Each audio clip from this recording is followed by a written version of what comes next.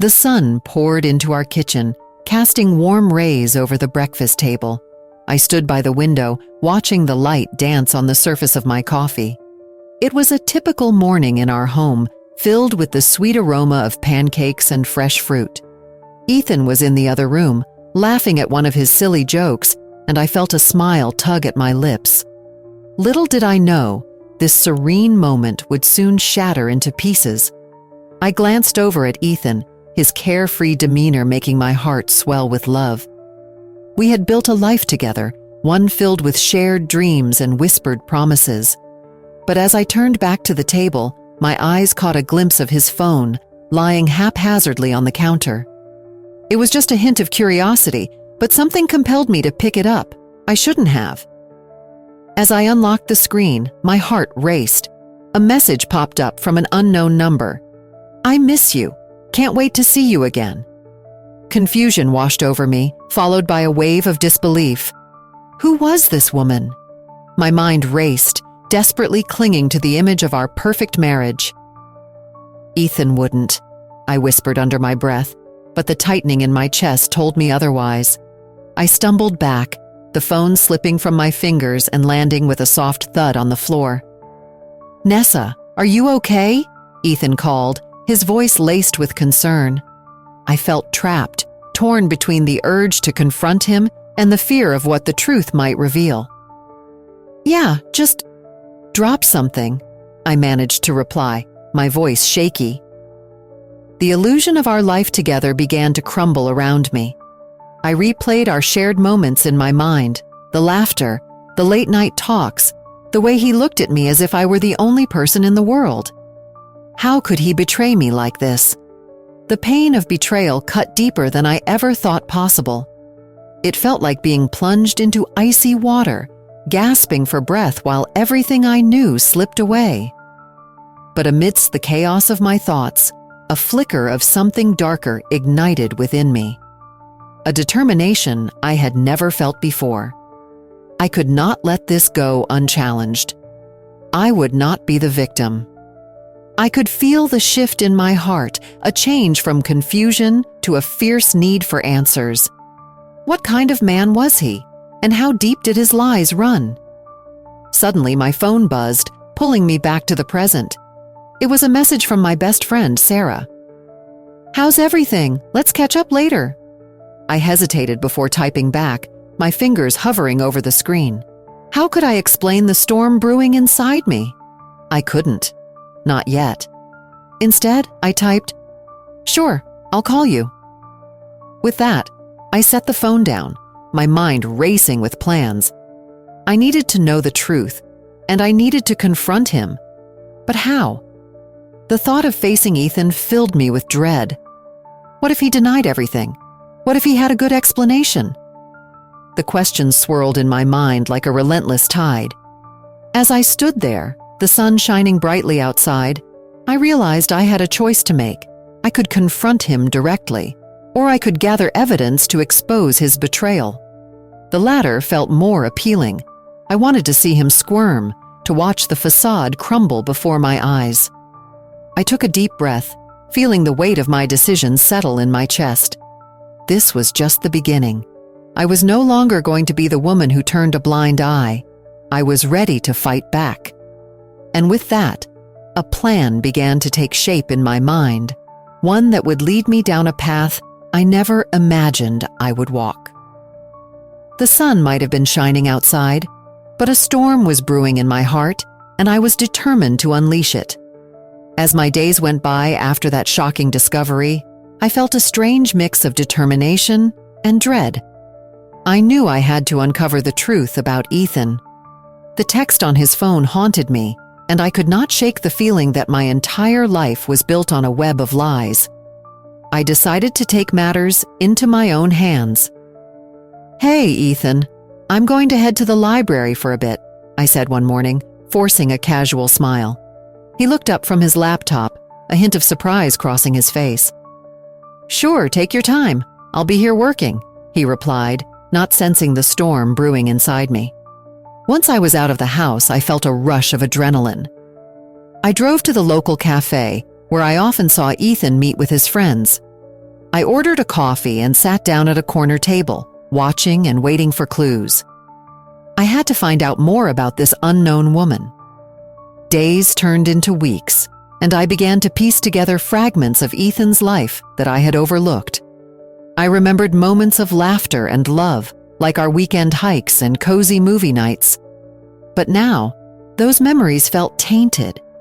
I could see his charming smile hiding the truth from me. One evening, I scrolled through Ethan's social media accounts, searching for anything out of the ordinary. My heart raced as I discovered a series of messages between him and various women. Each notification felt like a dagger to my heart. Who are these people? Why didn't I see this before? I whispered to myself, feeling a mix of anger and sadness. Each conversation revealed layers of deceit I never knew existed. Then, I stumbled upon a picture of Ethan with a woman I had never seen before. They were smiling, their bodies close, and my stomach twisted with jealousy. I needed to know who she was. I decided to talk to some of Ethan's friends. They had always seemed like a close-knit group, and I thought they might know something. I invited them over for dinner, pretending it was just a casual get-together. As the evening approached, I prepared the table, trying to calm the storm inside me. When the doorbell rang, my heart raced. I welcomed each friend with a smile, hiding the turmoil within. "Hey, Nessa, this looks great," one of Ethan's friends, Jake, said as he entered. "Thanks. I wanted to do something nice," I replied, keeping my tone light.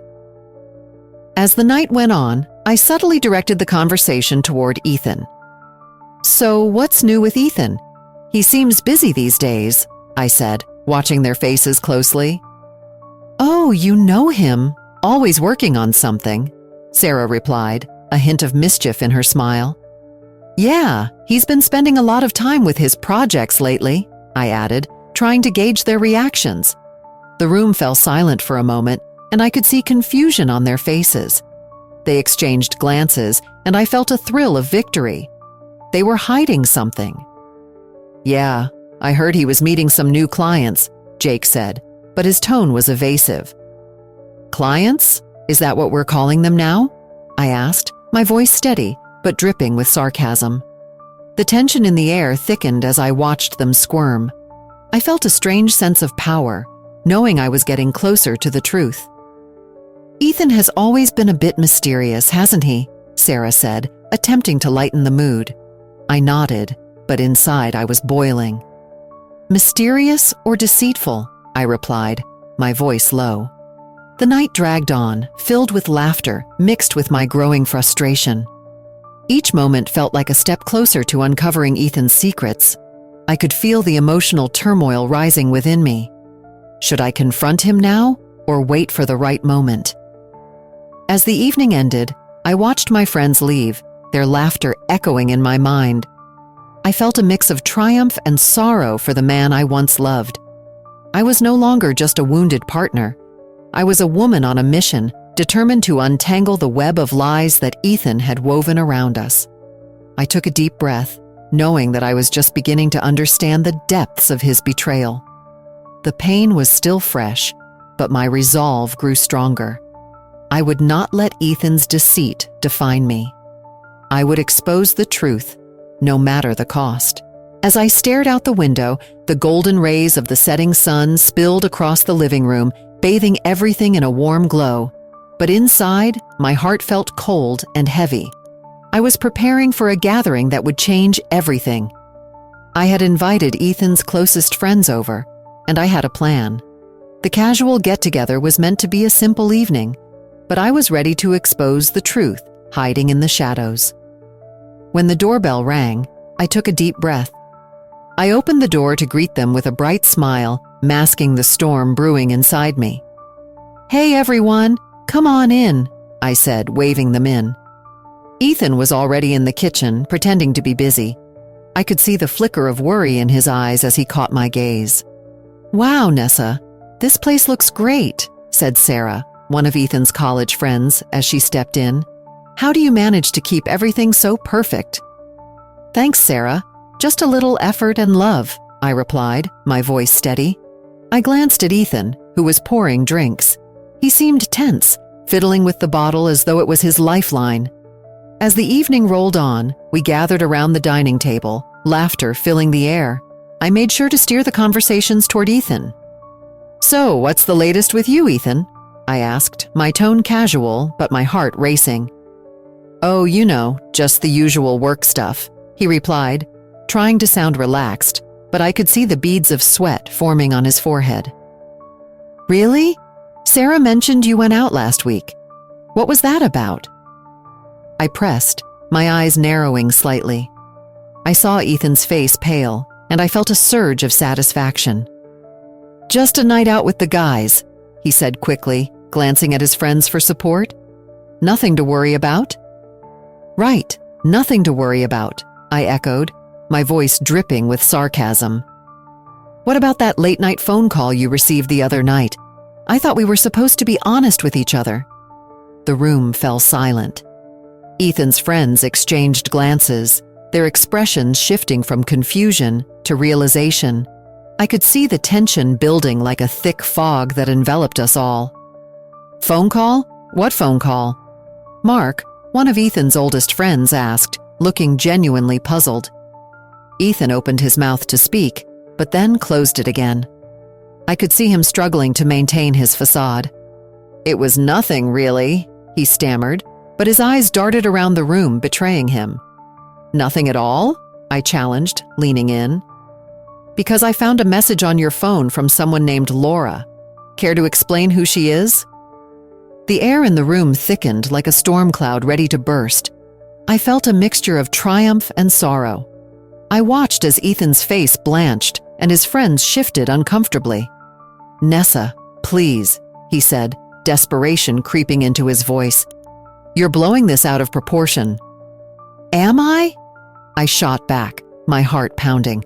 "Because I thought we had a perfect marriage. I thought you loved me." The shock on everyone's face was palpable. Sarah's hand flew to her mouth, and Mark looked like he had just seen a ghost. "I never meant for you to find out this way," Ethan said, his voice trembling. "You never meant for me to find out, Ethan?" I interrupted, my voice rising. "You think this is about how I found out? This is about the lies you've told, the trust you've shattered." The tension in the room was electric. I could feel the weight of their eyes on me, the unsettling mix of sympathy and disbelief. I realized that while I was confronting Ethan, I was also exposing his secrets to the people who had stood by him. "Do you think it's easy for me to stand here and say this?" I continued, my voice softer now, but still firm. "I loved you, and I thought you loved me in return. But this betrayal has changed everything." As I spoke, I noticed a flicker of regret in Ethan's eyes. But it was too late. The truth was out, and there was no going back. I turned to our friends, my heart racing. "I just want you all to know what kind of man you've been supporting. I hope you can see the truth now." The evening ended with a heavy silence, and I could feel the emotional stakes rising. I had set my plan in motion, but the impact of my actions weighed heavily on my heart. I glanced at Ethan one last time, feeling a mix of sorrow and determination. I was no longer just a wounded partner. I was a woman ready to reclaim my life. The night had finally arrived. I stood in the kitchen, the aroma of roasted chicken and herbs filling the air, but I hardly noticed. My hands trembled slightly as I set the table, placing each fork and knife with care. Tonight was the night I would confront Ethan, and I wanted everything to be perfect. I could feel the weight of the moment pressing down on my chest. As the doorbell rang, I took a deep breath and opened the door to greet Ethan's friends. They entered, laughing and chatting, blissfully unaware of the storm brewing beneath the surface. I forced a smile, welcoming them into our home. "Hey, Nessa, this looks amazing," said Mark, one of Ethan's closest friends. "Thanks. I thought it would be nice to have everyone over," I replied, my voice steady despite the chaos inside me. The evening unfolded like any other, but with an undercurrent of tension that only I could feel. I watched as Ethan mingled, his laughter ringing through the room, completely oblivious to the truth that was about to unravel. I exchanged glances with Sarah, who seemed to notice the tension in my demeanor. She gave me a supportive nod. As dinner was served, I felt the moment drawing closer. I caught Ethan's eye, and for a brief second, I saw a flicker of confusion cross his face. Did he sense something was off? "Let's raise a glass," I suggested, lifting my wine glass. "To friendship and honesty." My heart raced as I said the word honesty, knowing that I was about to turn that notion upside down. "To honesty," the group echoed, clinking their glasses together. With each bite of food, I felt the weight of my truth grow heavier. Finally, I decided it was now or never. I cleared my throat, the room falling silent as I stood up. "Everyone," I began, my voice shaking slightly but gaining strength with each word. "I have something important to say." Ethan's laughter faded, and he looked at me with curiosity. "What's up, Nessa?" I took a deep breath, locking eyes with him. "You all know Ethan and I have been together for a long time, right?" I paused, gauging the reactions of our friends.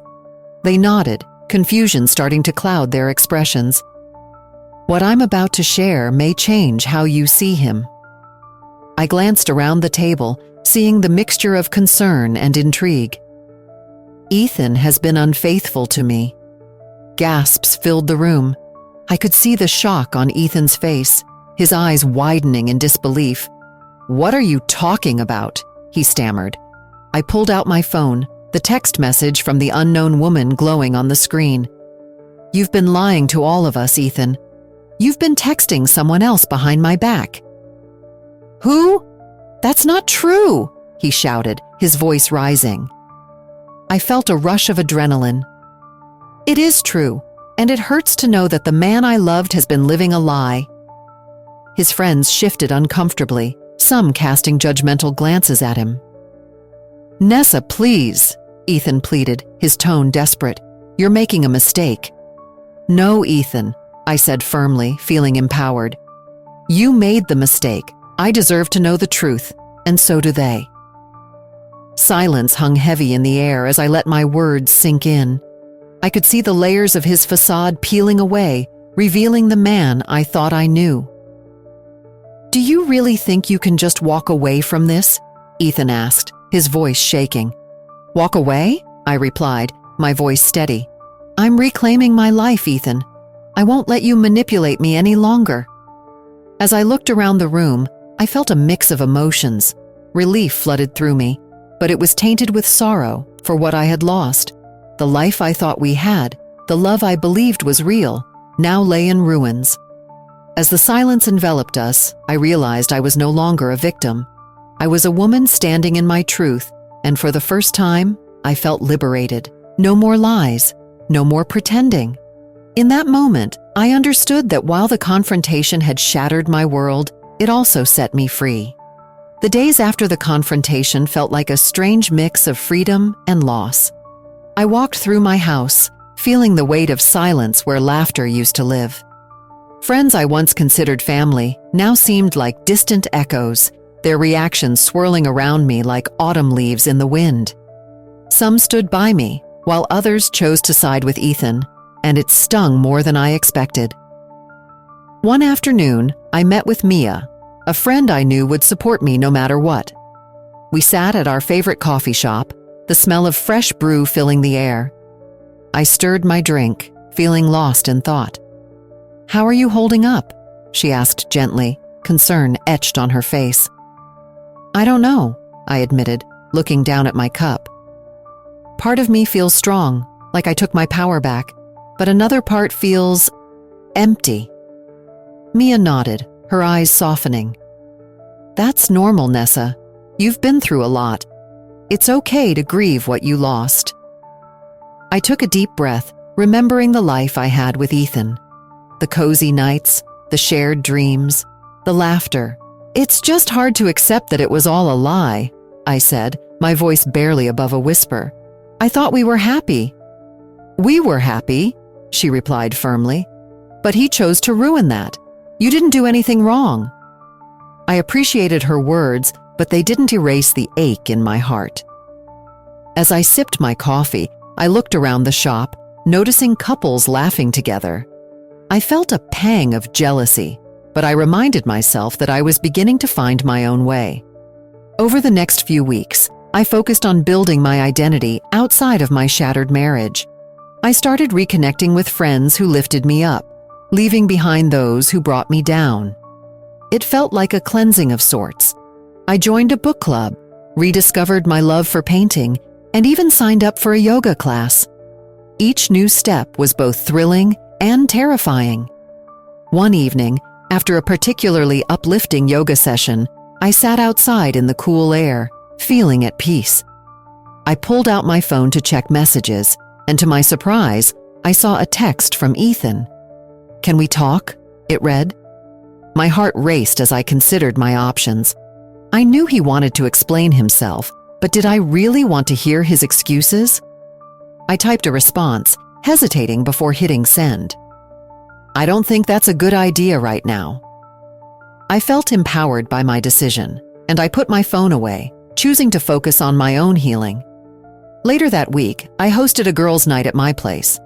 Mia, along with a few other friends, came over for wine and laughter. As we sat around my living room, I felt warmth spread through me. "Cheers to new beginnings," Mia toasted, raising her glass. "To new beginnings," we echoed, clinking our glasses together. I felt grateful for their support, their laughter filling the void that Ethan had left behind. As the night went on, we shared stories, and I found myself laughing more than I had in weeks, but a shadow still lingered. I couldn't shake the feeling of grief for the life I thought I had. After everyone left, I sat alone on the couch, the remnants of the evening still buzzing in my mind. I picked up a photo of Ethan and me from the table. We looked so happy, so in love. Tears filled my eyes as I whispered, "Goodbye to that life." It was time to let go. I took a deep breath, feeling the weight of my choice. I would not let the past define me. Instead, I would embrace this new chapter and focus on self-love, healing, and rediscovering who I truly was. In the days that followed, I began to notice a shift inside me. The anger and betrayal were still there, but they were slowly being replaced by a sense of hope. I started to write again, pouring my thoughts onto the pages of a journal. Each word became a step closer to rebuilding my identity, one day at a time. As I closed the journal one evening, I smiled softly. I was ready to move forward, to redefine my future filled with possibilities.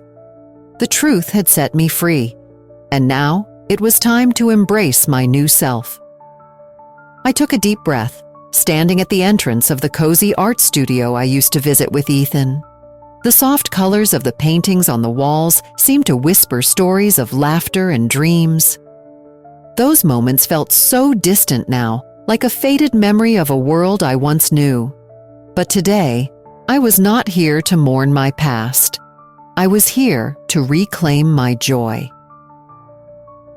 As I stepped inside, I was greeted by the familiar scent of paint and canvas. It was the smell of creativity and possibility.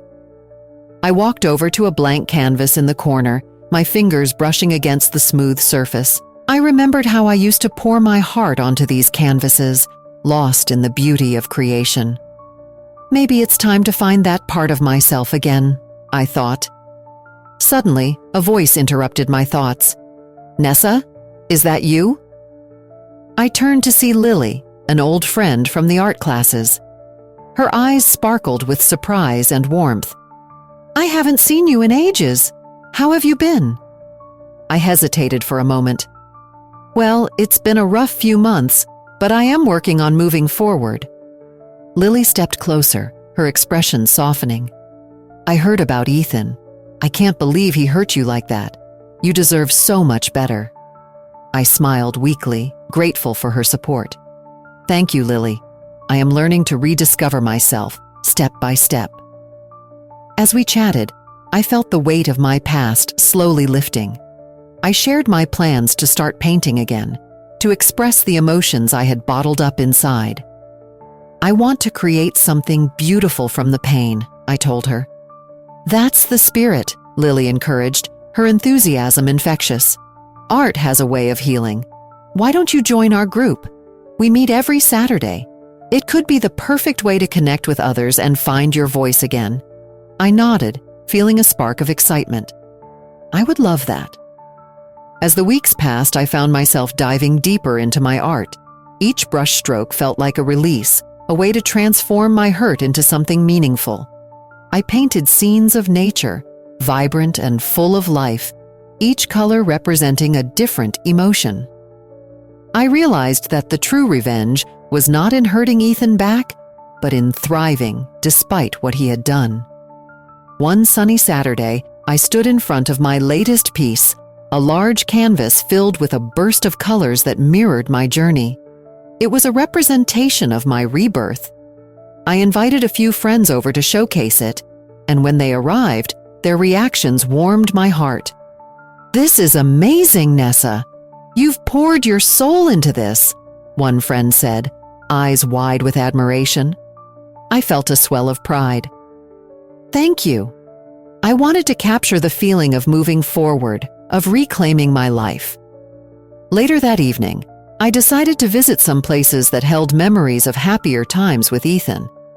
The little cafe where we had our first date, the park where we shared our dreams, and the beach where we watched sunsets together.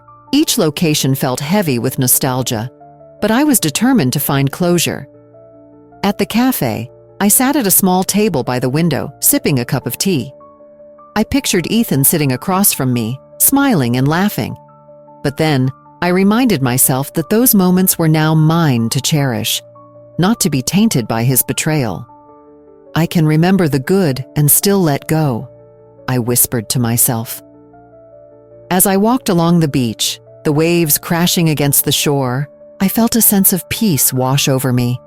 I picked up a smooth stone and held it tightly in my hand. "This is a symbol of my strength," I said aloud. "I will carry this with me as I move forward." In that moment, I knew I was ready to embrace my new life. I had transformed from a woman shattered by betrayal into a force of resilience.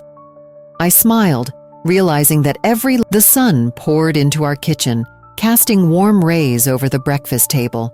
I stood by the window, watching the light dance on the surface of my coffee. It was a typical morning in our home, filled with the sweet aroma of pancakes and fresh fruit. Ethan was in the other room, laughing at one of his silly jokes, and I felt a smile tug at my lips. Little did I know, this serene moment would soon shatter into pieces. I glanced over at Ethan, his carefree demeanor making my heart swell with love. We had built a life together, one filled with shared dreams and whispered promises. But as I turned back to the table, my eyes caught